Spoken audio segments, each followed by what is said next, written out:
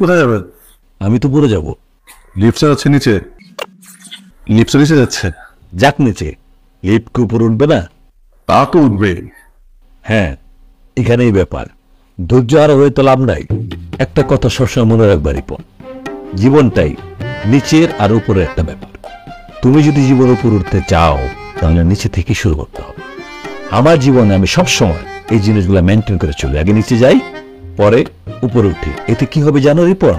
তুমি যদি কখনো তোমার পরিশ্রম মেধা দিয়ে উপরে উঠতে পারো, ছোট থেকে যদি উপরে উঠতে পারো, তাহলে নিচের যে মানুষগুলা যাদের সাথে তোমার পরিচয় ছিল, যাদের সাথে তোমার সখ্যতা ছিল, তাদের কথা তুমি মনে রাখবে, তাদেরকে তুমি হেল্প করতে পারো, তাদের কথা তোমার স্মরণে থাকবে, তাদের জন্য কিছু করার বাসনা ইচ্ছা তোমার থাকবে। আর যদি তুমি উপরে হুট করে উঠে যাও, তাহলে উপর থেকে তোমার এই নিচের লোকগুলা, পরিচিত জনগুলা, তাদের কথা তোমার মনে থাকবে। ভাই দরজা তো বন্ধ। তোমাদের জেনারেশনের একটা কথা, তোমরা কোনো কিছু যাচাই বাছাই না পেরে একটা সিদ্ধান্ত নেয়। আরে বাবা, কোনো সিদ্ধান্ত নেওয়ার আগে আগে জিনিসটা দেখতে হয়, বুঝতে হয়, তারপর সিদ্ধান্ত দিতে হয়।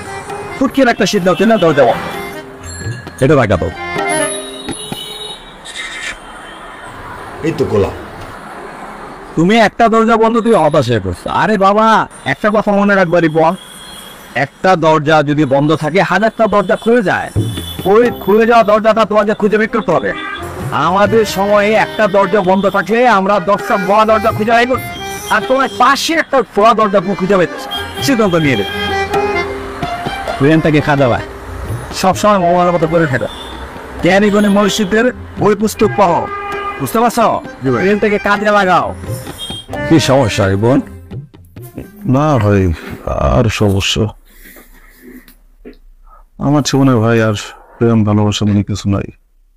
একটা মেয়ে ভাই, আজকে 8 মাস হলো ভাই, কোনোভাবে বোঝাতে পারতেছি না ভাই যে আমি অনেক ভালোবাসি।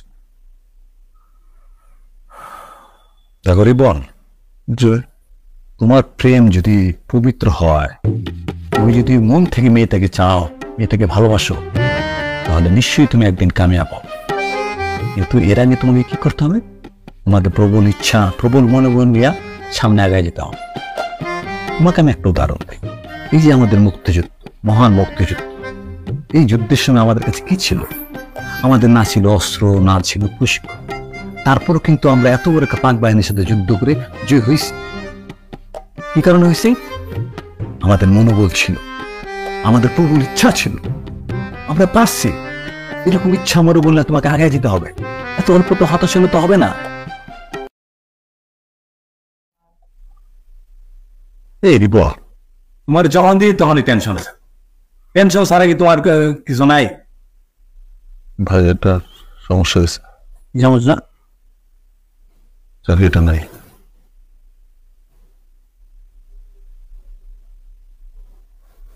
ভাই তোমার মনের অবস্থা বুঝতেছি, টেনশন করবা না। হ্যাঁ, চাকরি গেছে তো কি হয়েছে? তুমি মনে করো আজকে থেকে তোমার দ্বার উন্মোচন হয়ে গেছে, ভবিষ্যতের দ্বার। আমি বলছি না, একটা দরজা বন্ধ থাকে 10টা দরজা খুলে দেয়। তুমি মনে করো আজকে সেই দিন তোমার, তুমি হচ্ছে বেটার চাকরি করবো, বড় চাকরি করবো, বেশি বেতনে চাকরি করবো। জি ভাই। তাছাড়া তোমরা ইয়াং ম্যান, তোমরা চাকরি কেন করবো? তোমরা হবো উদ্যোক্তা, ব্যবসায়ী। ভাই শোনো, আমার কথা শোনো। বর্তমানে দেখতেছো না বাংলাদেশে কত ইয়াং ইয়াং ছেলে মেয়ে ছোট ছোট উদ্যোক্তা হচ্ছে, বড় বড় উদ্যোক্তা হচ্ছে, বড় বড় শিল্প প্রতিষ্ঠানের ছেলেরা। এই যে টাটা বিড়লা, ওনাদেরকে আমি ব্যক্তিগতভাবে চিনি, ওরা কিভাবে ছোট থেকে বড় হয়েছে। তুমি ব্যবসা করবা, বাণিজ্য করবা, সারা দেশে বড় বড় বিল ফ্যাক্টরি থাকবে, তোমার পৌঁছে হবে। আমরা গর্ব করে বলবো আমার ভাই ছিল, হতাশার কিছু না ভাই। বিকুল ভাই, ভাই আমি আসি, ভাই তোমার সাথে আছে। এই যে দেখো বর্তমানের পোলাপান অনলাইনে ব্যবসায়ীরা অনেক ডলার কামাই, তোমার টাকা কামাবো না, তোমার ডলার কামাবো। বিকুল ভাই আসলে চাকরি আমারটা যায় নাই, আপনারটা চলে গেছে। মশার আবার ভাই যে মেয়েটা আসছে ভাই।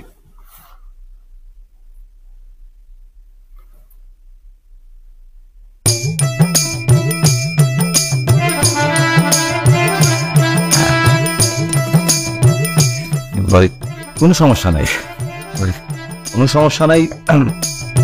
চাকরি একটা গেছে, আরেকটা পাও। আমি ভালো বেতনে চাকরি করো রিপন।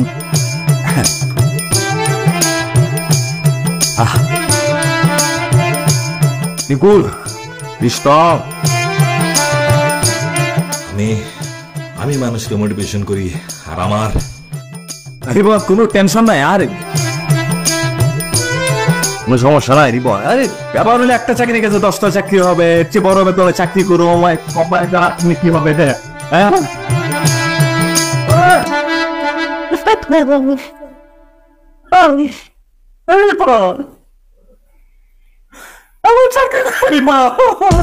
ভাই আপনি যদি ভাইগা পড়েন তাহলে হবে ভাই? আপনি প্রতিনিয়ত আমার যে ভাই গাইড করছেন, আপনার মোটিভেশন নিয়ে ভাই আমি আগে গেছি ভাই। আজকে আমি যে ভাই সফল, কার জন্য ভাই? আপনার জন্য সফল ভাই। আর আপনি ভাইগা পড়েন ভাই, তাহলে কি হবে? তাহলে ভাই আমাদের কেন বাইরে শিখেছেন ভাই? আমাদের কেন শিখেছেন যে রিপোর্ট ভাইগা পড়তে হবে না, আগে যেতে হবে? সবসময় মনে রাখা হচ্ছে একটা দরজা বন্ধ হলে 10টা দরজা খুলে, শিখেছেন না ভাই?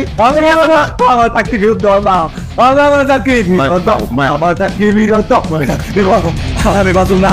আর আমি বলে দেবো কি আমার চাকরি ভাই আপনি পাউনি, আমি বলে আরে ভাই